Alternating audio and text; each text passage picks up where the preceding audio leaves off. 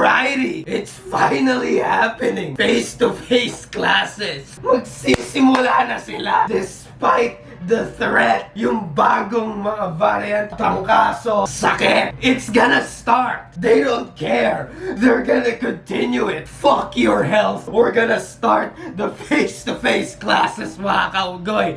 They don't give a shit about your health. Tutuloy nila yung face-to-face class. Tuloy ang pag-aaral. Education first. Your health doesn't matter. So saan ko nakuha yan, mga kaunggoy? Ay, by the way, nakalimutan ko mag-intro. My name's Manong Jireh.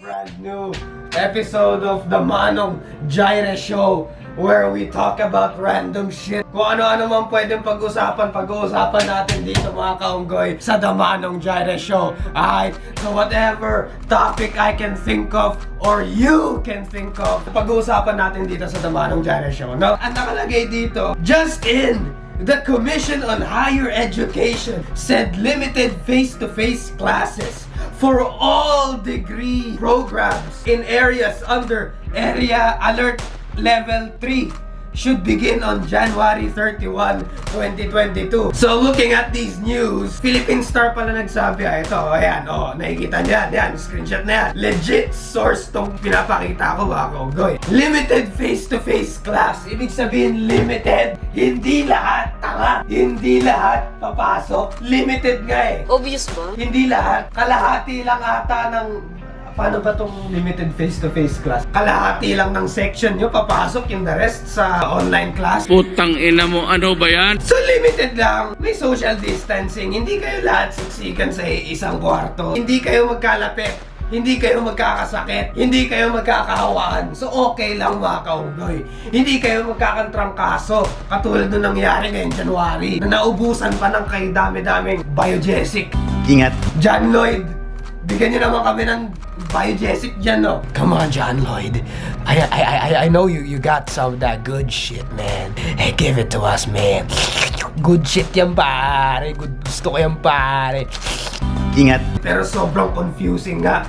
Like, anong araw ako papasok para sa subject na ito? Putang ina mo, ano ba yan? Pero ito pa, mga kaunggoy, I don't want to jinx it. Ayoko sabihin to, pero it's a possibility. Like, you can't deny the Di ba nagkatrangkaso na nga? Dami-daming tao. Nagkatrangkaso, nagkalagnat this January. Yung iba dito, yung Megatron variant na, di ba? Yung iba, normal na trangkaso lang kasi hindi naman sila nag-positive.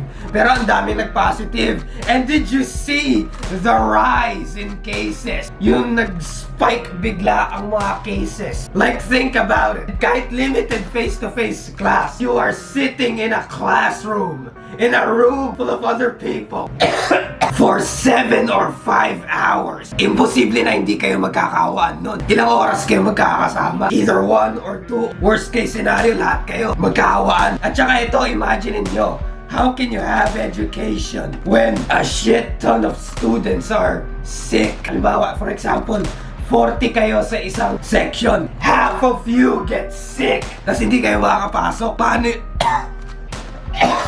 Paano yung grades? Paano attendance? Paano yung kung yung teacher nyo pa magkaroon ng lagnat? Putang ina mo, ano ba yan? Putang ina mo, ano ba yan? Putang ina mo, ano ba yan? Putang ina mo, ano ba yan? Putang ina mo, ano ba yan? Now, I'm not saying na itigil ang face-to-face class. I'm just saying the repercussions. Medyo delikado. Lalo na may bagong variant na si Megatron. Or who knows? Magkakaroon ng bagong variant na mas delikado pa sa mga previous variants. And not to mention, medyo marami pang mga tao na hindi pa bakunado. Like ilang percent pa ba ang hindi pa vaccinated dito sa Manila? Now, kung 100% ng mga tao sa Manila ay vaccinated na, kahit hindi 100% kahit mga 80 or 70%, okay na siguro yun. Kahit 50%, 60%, sa tingin ko okay na yun eh. Yung tinatawag nilang herd immunity. As you can see, mga kaunggoy, nag-uubo-ubo ako. May ubo pa rin ako. May sipon pa rin ako. What if lang, may ubo at may sipon pa rin ako, pero wala akong lagnat, wala akong nararamdaman na flu. Tas nag face-to-face class. Makakahawa ako sa kanila. kanila. Makakabigay ako sa kanila ng libreng pasalubong. Putang ina mo, ano ba yan? So I'm not being selfish when I say face-to-face classes, kahit limited face-to-face classes ngayong 2022 is a semi-bad idea. Semi-bad idea kasi may positives ata. Literal na may positives ata. May mga magiging positibo nga. Putang ina mo, ano ba yan? And not to mention, majority of my friends right now have the flu. Nilalagnat sila, ang taas ng lagnat nila. 3 of my friends are being quarantined because positive sila.